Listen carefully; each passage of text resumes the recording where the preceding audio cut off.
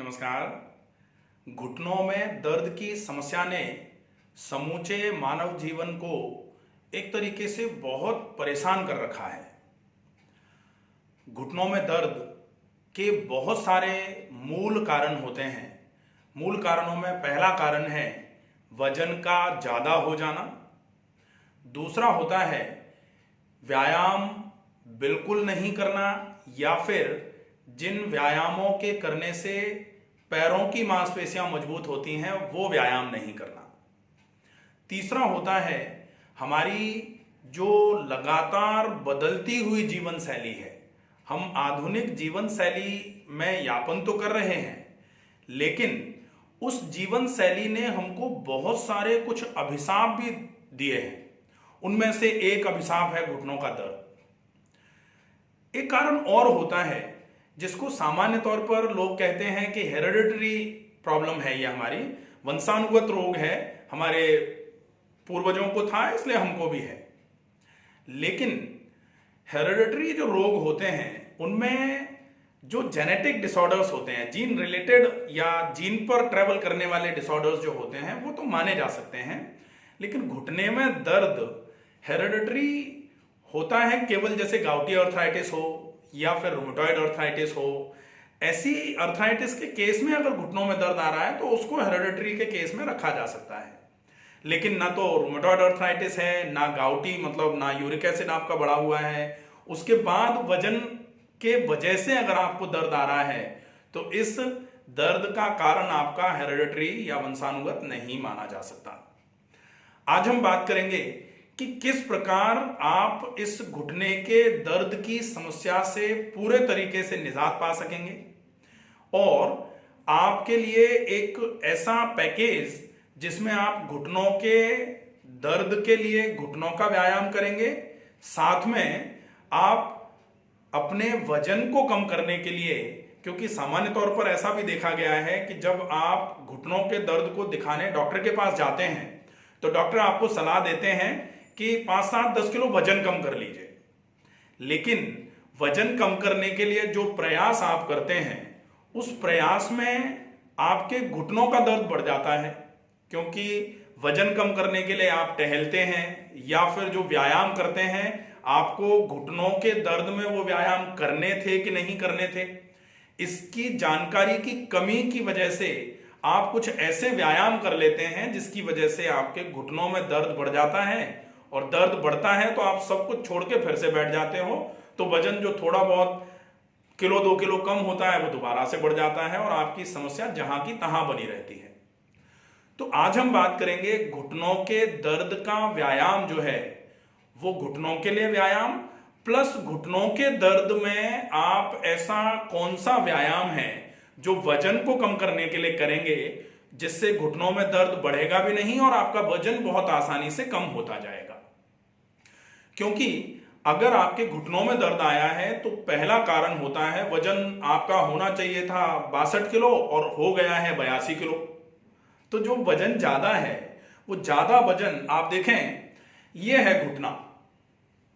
घुटने में आप देख रहे हैं कि ऊपर एक हड्डी होती है जिसको फीमर बोला जाता है, और ऊपर की एक हड्डी नीचे की 2 हड्डियों से आर्टिकुलर सरफेस बनाती है, आर्टिकुलेट होती है। तो इसको तो बोलते हैं मोटी सी हड्डी है, इसको टिबिया बोला जाता है, और ये जो साइड की लैटरल बोन जो होती है इसको बोला जाता है फिबुला। बीच में एक बोन और होती है जो आप देख रहे हैं, ये बोन जो है छोटी सी, इसको बोला जाता है पटेला। तो ये 4 हड्डियां मिलकर के आपके घुटने का जोड़ बना रही हैं। अब ऊपर की हड्डी आपकी नीचे की ये जो टिबिया बोन है इस टिबिया पर मिल रही है। देखें आप, ये ऊपर की हड्डी है और ये है नीचे की हड्डी टिबिया। इस पर ऊपर की हड्डी नीचे की हड्डी पर मिल रही है, और जब ये हड्डी मिलती है तो फिर बीच में हड्डी टकराने की वजह से टूटना चालू ना हो जाए, कहीं हड्डी पर एकदम से घिसाव आकर के डिजेनरेटिव चेंजेस ना आ जाएं, इसके लिए टिबिया के ऊपर एक कार्टिलेजिनस स्ट्रक्चर होता है जिसको बोला जाता है मेनिस्कस। तो आप देख रहे हैं कि आजकल मेनिस्कल टियर भी बहुत ज्यादा हो रहे हैं। एमआरआई कराते हैं, उसमें आता है medial horn of meniscus tier हो गया, या फिर सर्कमफेरेंशियल टियर आया मीडियल मेनिस्कस में या लेटरल मेनिस्कस में। तो मीडियल और लेटरल मेनिस्कस का मतलब जो होता है, टिबिया मीडियल साइड की बोन है, तो टिबिया के मीडियल की तरफ जो मेनिस्कस होगा उसको बोला जाएगा मीडियल मेनिस्कस, और जो लेटरल साइड में जो मेनिस्कस होगा उसको बोला जाता है लेटरल मेनिस्कस। अब एक बात आती है, बारी आती है कि आपके लिगामेंट इंजरीज बहुत ज्यादा होते हैं। बहुत सारे केसेस में ऐसा देखा जा रहा है कि एसीएल में इंजरी आ गई, या फिर एसीएल में पार्शियल टियर आ गया, या फिर कंप्लीट टियर इन एसीएल आ गया। तो वो एसीएल का मतलब क्या होता है, ये लिगामेंट होते हैं जो आपकी हड्डी को दूसरी हड्डी से जोड़ने का काम करते हैं। एक तो होते हैं टेंडन जो मसल को बोन से जोड़ते हैं, और एक होते हैं लिगामेंट जो बोन को बोन से जोड़ते हैं। तो ऐसे ही लिगामेंट, 4 बेसिक लिगामेंट होते हैं जो आपके घुटने को स्टेबलाइज कराने का काम करते हैं, घुटने को सपोर्ट प्रोवाइड करवाने का काम करते हैं। और ये 4 जो लिगामेंट हैं, इन लिगामेंट्स में आप देखें, अगर हम इसको थोड़ा सा साइड में करके देखते हैं तो एक लिगामेंट होता है एंटीरियरली, आगे की तरफ से, और वो जो ये लिगामेंट है इसको बोला जाता है एंटीरियर क्रूसिएट लिगामेंट, ACL। और सामान्य तौर पर जब घुटने में एबनॉर्मल कोई मूवमेंट हो जाता है या टियर एंड वियर की कोई कंडीशन होती है तो यही ACL रप्चर होता है, पार्शियल या कंप्लीट इसमें टियर आता है। एक लिगामेंट होता है जिसको PCL बोला जाता है, पोस्टीरियर क्रूसिएट लिगामेंट। ये पीछे की तरफ होता है घुटने के, ये घुटने का सामने का हिस्सा है और ये है घुटने का पीछे का हिस्सा। तो घुमा के देखते हैं तो PCL, पोस्टीरियर क्रूसिएट लिगामेंट, ये हो जाएगा PCL। एक होता है मीडियल कोलेटरल लिगामेंट। अब ये जो बोन है, ये जो जॉइंट है, ये राइट साइड का जॉइंट है, क्योंकि यहां टिबिया मीडियल साइड में रहनी है, तो राइट साइड का अगर रहेगा तो टिबिया मीडियल साइड में आ गई, ठीक है। तो ये जो मीडियल साइड का लिगामेंट है, ये जो है, इस लिगामेंट को यहां से निकाला हुआ है, ये इस तरीके से टिबिया पर यहां और जो फीमर है उस पर इस तरीके से कनेक्टेड रहता है। तो ये यहां से निकाला हुआ है ताकि आप मेनिस्कस अच्छे तरीके से देख पाए। तो ये जो है इसको बोला जाता है मीडियल कोलेटरल लिगामेंट, MCL। और ऐसे ही ये लेटरल साइड में है, इसके लिए इसको बोला जाता है लेटरल कोलेटरल लिगामेंट। तो ये 4 लिगामेंट हो गए, एक आगे की तरफ का, एक पीछे की तरफ का, एक मीडियल साइड का और एक लेटरल साइड का। ये चारों लिगामेंट आपके घुटने के जोड़ को अच्छे तरीके से स्टेबलाइज कराने का काम करते हैं। और अगर ये लिगामेंट अच्छे तरीके से फंक्शनल हैं तो आपके घुटने का स्टेबलाइजेशन प्रॉपर बना रहता है। साथ में अब बारी आती है आपके घुटने के दर्द की समस्या जो है उसको पूरे तरीके से आप किस तरीके से मैनेज कर सकते हैं। तो आप देख रहे हैं कि ये घुटने का जोड़ है, अगर आप घुटने को मूव करते हो तो इस तरीके से घुटने को नीचे की तरफ आप लेके आते हो, बेंड कर रहे हो घुटने को, और धीरे धीरे करके इस तरीके से आप सीधा करते हो। तो इसमें होता क्या है, आपकी ऊपर की हड्डी नीचे की हड्डी पर इस तरीके से आर्टिकुलर सरफेस पर धीरे धीरे करके जो ग्लाइड करती है, वो आपका मूवमेंट जो है वो अच्छे तरीके से करवा पा रही है।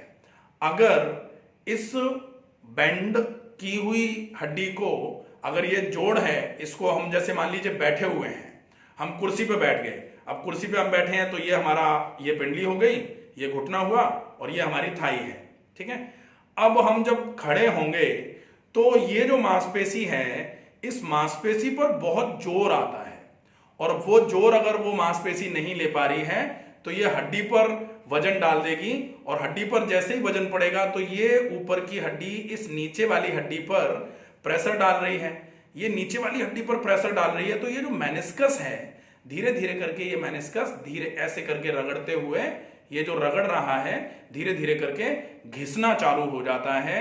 और वो क्यों घिसता है, क्योंकि आपका वजन ज्यादा है और आपकी ये मांसपेशी जो है, जिसको क्वाड्रिसेप मसल बोला जाता है, फ्रंट थाई मसल बोला जाता है, ये वजन पूरा ले नहीं पा रही है। इस कंडीशन में आपका वजन डायरेक्ट हड्डी पर पड़ना चालू होता है, और ऊपर की हड्डी नीचे की हड्डी पर वजन डालती है, और ऊपर की हड्डी अगर नीचे की हड्डी पर वजन डालेगी तो ऊपर की और नीचे की हड्डी के बीच में एक तो मेनिस्कस है नीचे, और मेनिस्कस और ऊपर की हड्डी के बीच में साइनोवियल मेम्ब्रेन होती है जिसमें साइनोवियल फ्लूइड भरा रहता है। उस मेम्ब्रेन पर धीरे धीरे करके प्रेशर आना चालू होता है और वो आता हुआ प्रेशर धीरे धीरे धीरे करके उस मेम्ब्रेन को डिजनरेट कराता है। धीरे से मेम्ब्रेन में रप्चर आ जाता है, लीकेज आ जाता है और पूरा फ्लूइड निकल करके यहां से बाहर आना चालू होता है और घुटने के चारों तरफ वो फ्लूइड जमा होना चालू हो जाता है, जिसकी वजह से आपके घुटने में सूजन आना चालू हो जाती है। अब हमें करना क्या है? हमें ये करना है कि या तो ये मांसपेशी जो फ्रंट थाई मसल और बैक थाई मसल और मीडियल कंपार्टमेंट और लैटरल कंपार्टमेंट जो है ना, ये अच्छे तरीके से मजबूत हो जाए।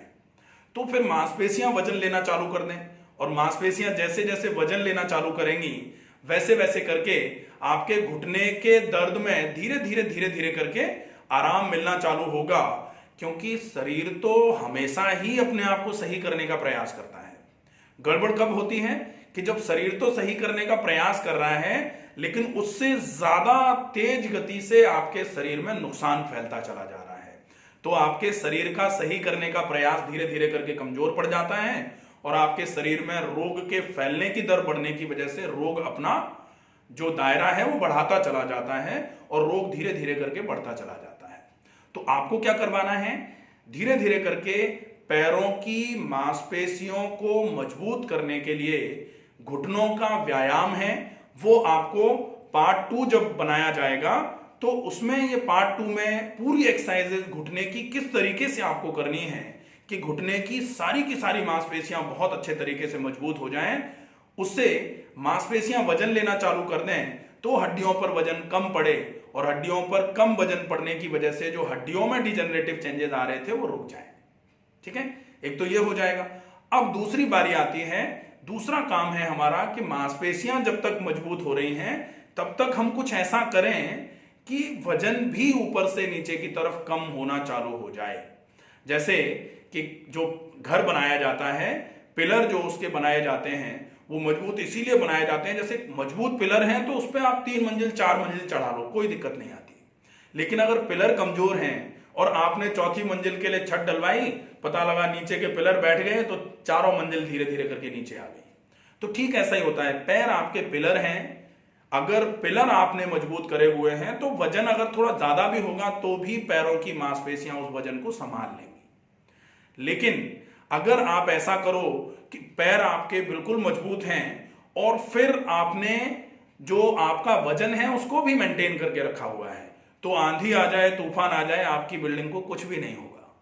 ठीक ऐसी ही स्थिति शरीर के साथ भी होनी चाहिए कि आपके पैर की मांसपेशियां आपने मजबूत कर ली और साथ में आपने थोड़ा बहुत वजन कम करने का प्रयास किया, वजन आपका थोड़ा बहुत भी कम होगा तो वजन तो कम कर लिया और पैर की मांसपेशियां मजबूत हो गई, मतलब पिलर आपने मजबूत लगाया हुआ है और मंजिल भी आपने 4 की जगह 2 ही बनाई हुई है। तो निश्चित ही चाहे कैसा भी आंधी तूफान आता रहे आपके मकान का कोई बाल भी बाका नहीं कर पाएगा। ठीक वैसे ही आपका वजन अगर आपने कम कर लिया और पैरों की मांसपेशियों को थोड़ा सा व्यायाम कर करके मजबूत कर लिया तो आपके घुटनों का कोई बाल भी बाका नहीं कर पाएगा। बिल्कुल सिंपल है ये। अब गलती कहां होती है कि सामान्य तौर पर डॉक्टर कह देते हैं घुटनों के दर्द के केस में कि वजन कम करो और हम भी लग जाते हैं वजन को कम करने के लिए। कुछ लोग तो चलना चालू कर देते हैं, कुछ लोग जो है वो घुटनों को मोड़ने वाला व्यायाम चालू कर देते हैं। तो घुटनों को मोड़ने वाला व्यायाम अगर आपने चालू किया है तो निश्चित ही ज्यादा वजन में घुटनों को मोड़ने का व्यायाम कर रहे हो, पैर की मांसपेशियां कमजोर हैं तो वजन तो बाद में कम होगा, पहले दर्द बढ़ जाना है। और वही होता है कि थोड़ा चले दर्द बढ़ गया, उसके बाद चलने के लायक ही नहीं बचे। तो फिर हमें ऐसे स्पेसिफिक व्यायाम करने पड़ेंगे जो घुटनों के दर्द में बढ़ोतरी ना करें और वजन को धीरे धीरे करके कम करें। तो वो व्यायाम भी पार्ट 2 जो वीडियो बनाया जाएगा उसमें आपके लिए वो व्यायाम भी बता दिए जाएंगे कि आपको कौन से ऐसे व्यायाम हैं जो आप वजन को कम करने के लिए, जैसे वजन बहुत सारे लोगों को, हमारे पास बहुत सारे लोग आते हैं जिनके घुटनों में दर्द है और जो डक पैटर्न पे चलना चालू कर देते हैं, ऐसे ऐसे करके चलते हैं। महिलाएं सामान्य तौर पर थोड़ा सा भी ज्यादा वजन होता है, घुटनों में दर्द होता है तो वो इसी तरीके से चलना चालू कर देती हैं। क्यों?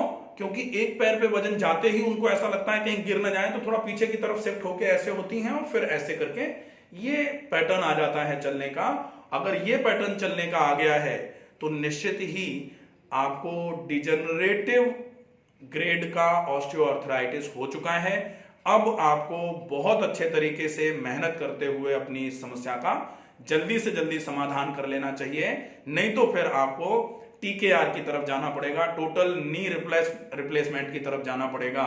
और टीकेआर भी अगर आपने ज्यादा वजन पर करवा लिया तो वो भी सक्सेसफुल नहीं होता। हमारे पास तो बहुत सारे लोग ऐसे होते हैं जो नी रिप्लेस कराने के बाद आते हैं दोबारा और समस्याएं इतनी ज्यादा हो जाती हैं कि हम भी भाई रिप्लेस्ड नी पे तो हम भी क्या करेंगे, कुछ नहीं कर सकते फिर।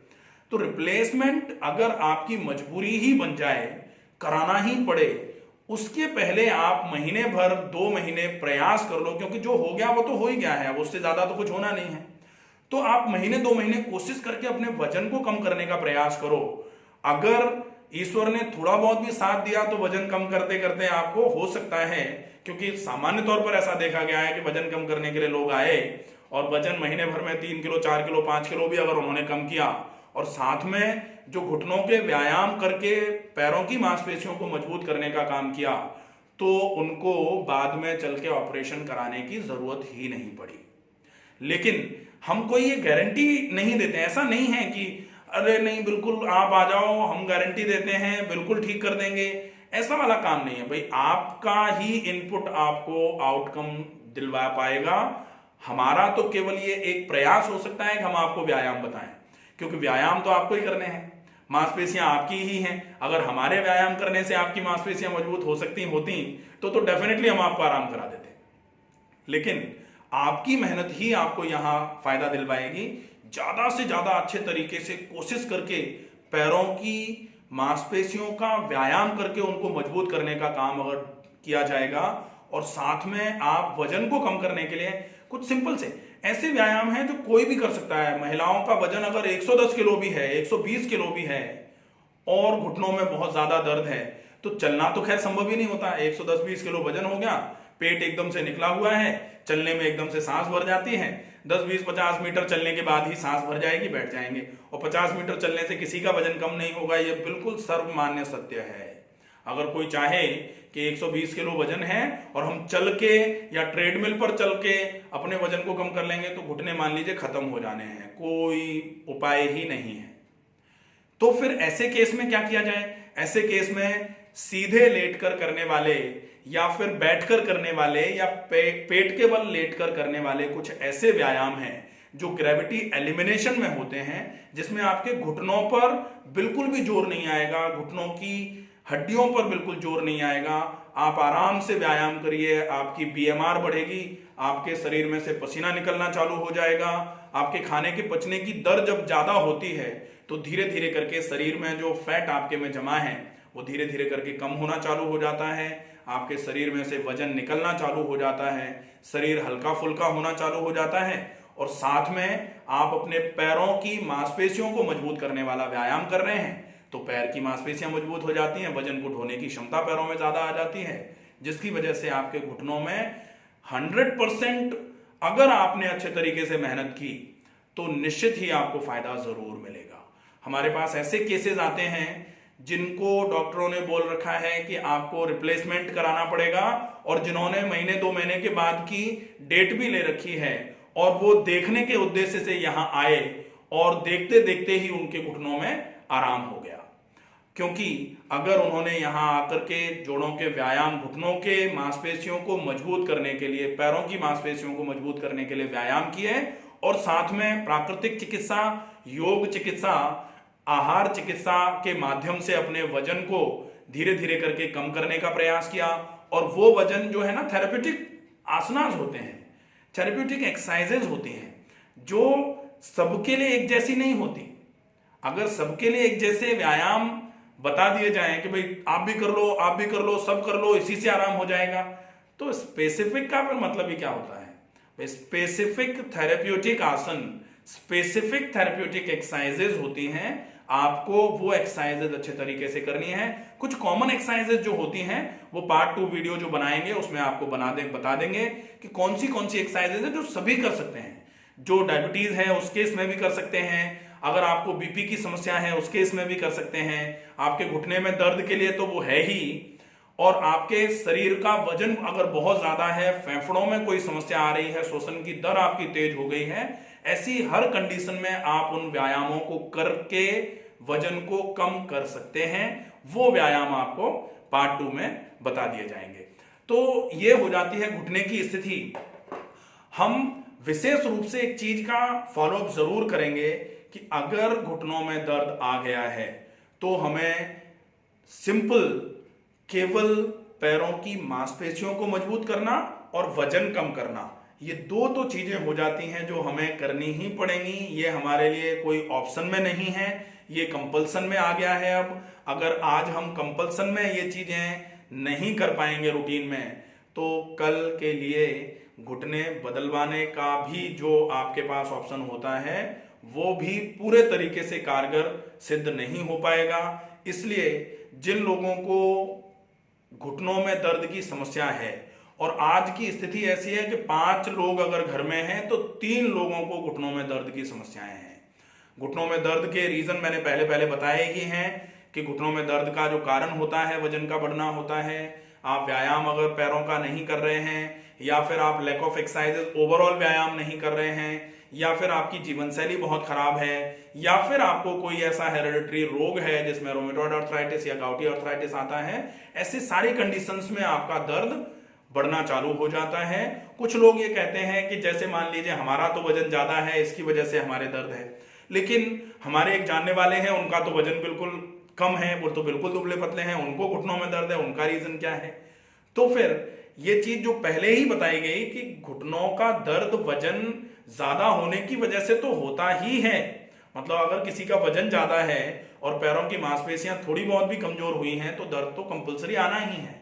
लेकिन जिनका दर्द वजन ज्यादा नहीं है और उनका यूरिक एसिड लेवल बढ़ा हुआ है, या फिर उनके फैमिली में किसी को रूमेटॉइड आर्थराइटिस की समस्या थी, तो ऐसे केस में भी कम वजन होते हुए भी घुटने के आर्टिकुलर स्ट्रक्चर्स जो हैं वो डिजनरेट होना चालू हो जाते हैं और उसकी वजह से घुटनों में दर्द होना चालू होता है।